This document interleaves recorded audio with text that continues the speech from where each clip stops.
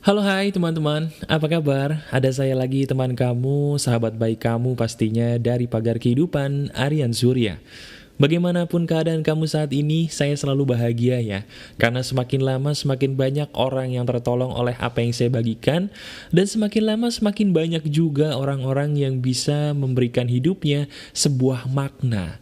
Sehingga hidupnya pun bisa ke arah yang lebih baik dari waktu ke waktu, dari masa ke masa.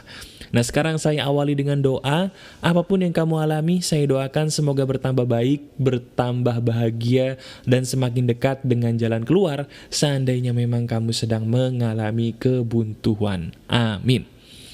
Kali ini saya ingin sedikit curhat yang insya Allah dengan izin Allah bisa memberikan inspirasi buat kamu. Sebuah curhat teman-teman yang berhubungan dengan masalah prinsip hidup kamu. Kalau saya bicara soal prinsip teman-teman, saya kayaknya bahasanya cukup berat ya, karena nggak semua orang mengerti prinsip itu apa. Saya ganti kata prinsip itu menjadi sebuah pegangan. Nah, kalau kata pegangan kamu lebih nyantol ya di otak ya, dibandingkan kata prinsip tadi. Banyak sahabat Pagar Kehidupan yang bertanya kepada saya di bagian komentar YouTube teman-teman. Mereka menanyakan mengenai sebuah pertanyaan yang berhubungan tentang karir mereka, bahkan tujuan hidup mereka di dalam bekerja. Nah sekarang saya tanya sama kamu, apapun pekerjaan yang kamu hadapi saat ini, pernah nggak sih kamu ngerasa jenuh dan putus asa? Pernah juga nggak kamu ketika kamu punya cita-cita, tapi di tengah jalan kamu kayaknya udah mulai nggak semangat, udah mulai bosan, bahkan cenderung akhirnya menyerah gitu? Pernah? Kalau kamu menyerah dan itu sedang menjadi keluhan kamu, ini adalah video yang tepat buat kamu. Tolong dengarkan sampai habis dan pastinya tolong praktekkan ya. Ini sebenarnya juga terinspirasi teman-teman oleh diri saya sendiri. Jadi begini, saya juga sama seperti kamu. Saya juga manusia biasa sama seperti kamu, bahkan saya juga masih muda, mungkin sama seperti kamu yang masih muda, yang mana kita pasti punya gejolak ya, punya gejolak-gejolak yang membuat hidup kita naik dan turun. Nah teman-teman, kamu pernah gak sih mengalami sebuah keadaan di mana kamu ingin mencapai sebuah tujuan yang bagus dalam sebuah pekerjaan, tapi di tengah jalan ada cobaan-cobaan yang di luar dugaan kamu, yang membuat kamu menjadi patah semangat? Pernah nggak kamu mengalami hal itu? Kalau kamu pernah, saya pun juga pernah. Dan kabar buruknya, saya sering kali merasakan itu. Loh kok bisa mas bro? Ceritanya gimana? Begini, Pagar Kehidupan ini sebenarnya adalah sesuatu hal yang saya buat untuk menolong banyak orang. Tapi percaya atau enggak teman-teman, tidak semua orang yang saya tolong itu merasa bahwa dirinya adalah orang yang perlu ditolong. Saya juga sering kali sakit hati. Ketika saya sudah capek-capek membuat sebuah komunitas, ada saja orang-orang yang ingin meninggalkan komunitas hanya karena alasan-alasan yang mohon maaf konyol. Di situ saya sangat merasa kecewa, karena apa yang sudah saya capek-capek buat untuk menolong mereka, dengan begitu mudahnya bisa mereka ludahi dalam tanda kutip hanya karena alasan ego mereka semata. Nah sekarang, kamu, iya benar, kamu yang sedang mendengarkan suara saya, kamu juga lagi kecewa ya sepertinya.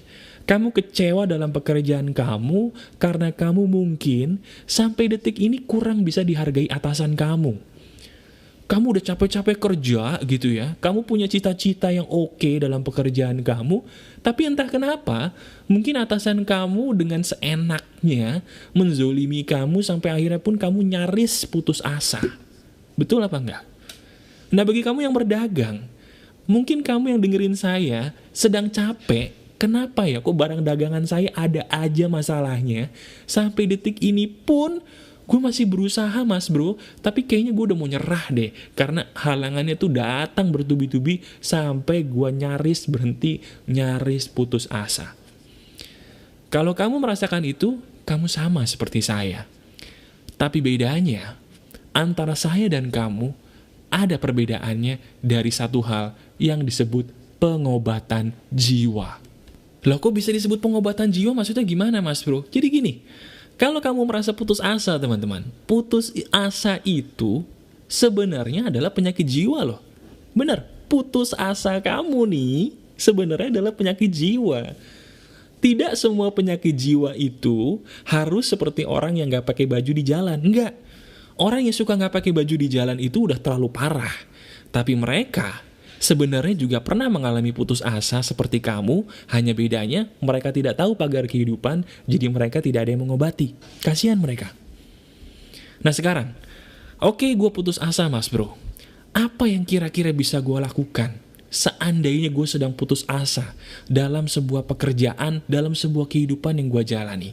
Obatnya adalah begini. Dalam hidup ini teman-teman, sebuah hal itu saya bilang harus memiliki sebuah tujuan yang jelas. Kita ambil contoh dari pagar kehidupan. Saya tadi bilang di depan, ada sebuah saat di mana di dalam pekerjaan saya sebagai inspirator kehidupan saya merasa kecewa. Saya merasa kecewa ketika apa yang saya beri ternyata kurang bisa dihargai orang lain. Salah satunya mungkin ketika saya membuat sebuah komunitas di mana kamu bisa berbahagia di sana, ada aja orang-orang tertentu yang merasa kayaknya bisa meludahi apa yang saya berikan itu hanya karena alasan ego pribadi mereka. Coba kamu di posisi saya. Kamu sudah memberikan makanan-makanan yang enak, tiba-tiba makanan itu diludahi hanya karena alasan ego pribadi mereka. Bagaimana perasaan kamu? Kamu sakit hati? Itulah yang saya rasakan. Nah, cuman saya tiba-tiba berpikir, saya percaya betul bahwa segala sesuatu yang terjadi dalam hidup ini tidak akan mungkin terjadi kalau tidak diizinkan Tuhan. Betul apa enggak? Iya kan? Kalau memang sesuatu hal diizinkan Tuhan, pasti ada hikmah yang tersimpan di balik kejadian tadi. Akhirnya saya berpikir, dan saya menemukan jawabannya. Jawabannya adalah sederhana. Apapun yang terjadi dalam hidup ini tidak akan menjadi masalah kalau visi misi kita akan sebuah pekerjaan kita jelas. Sekali lagi saya bilang, segala sesuatu yang bikin kamu muak dalam pekerjaan kamu tidak akan berarti apa-apa buat kamu kalau visi misi tujuan pekerjaan kamu jelas. Yang membuat kamu lemah teman-teman ketika kamu menghadapi cobaan pada pekerjaan kamu itu karena kamu tidak mengerti apa sih visi misi pekerjaan kamu, apa sih visi misi karir kamu, apa sih visi misi dari hal yang sedang kamu tanam ini. Waduh mas bro, kalau visi misi itu apa sih? Nah sekarang saya jelaskan dulu ya, apa itu visi dan apa itu misi supaya kamu bisa langsung mempraktekannya nanti dalam pekerjaan kamu. Jadi visi misi ini sebenarnya adalah begini, tujuan kamu mengerjakan pekerjaan ini buat diri kamu dan orang lain itu apa? Sekali lagi ya, bahasa gampang dari visi misi. Tujuan kamu mengerjakan pekerjaan ini buat diri kamu dan orang lain itu apa? Itu namanya visi misi. Nah, ketika saya mengalami situasi yang membuat saya kecewa dan sakit hati tadi, saya berpikir, apa visi misi saya di pagar kehidupan? Apakah visi misi saya justru mengumpulkan sebanyak mungkin teman? Bukan. Apakah visi misi saya membuat orang menjadi menyukai saya dengan saya menjilat mereka? Bukan. Lantas apa visi misi saya? Saya berdiskusi dengan diri sendiri. Kemudian saya menemukannya. Visi misi saya dari pagar kehidupan adalah saya ingin menolong sebanyak mungkin orang dengan kecerdasan berbicara yang Tuhan berikan kepada saya. Itu visi misi saya. Dari situ akhirnya saya sadar teman-teman, bahwa apa yang terjadi tidak penting. Yang penting adalah saya masih diizinkan Tuhan untuk menolong kamu semua dengan adanya materi-materi ini. Itu yang paling penting. Nah sekarang bagaimana dengan kamu? Kamu yang tadi sedang lelah menghadapi pekerjaan kamu. Kamu yang tadi sedang lelah menghadapi karir kamu. Saya tanya sama kamu, apa visi misi kamu dalam pekerjaan kamu? Apa tujuan pekerjaan yang kamu lakukan ini buat kamu dan orang lain itu apa? Kalau kamu tidak jelas, gak heran kalau kamu ngerasa putus asa. Karena semakin kamu tidak bisa menentukan visi misi kamu dalam bekerja, semakin juga kamu gampang untuk putus asa. Titik.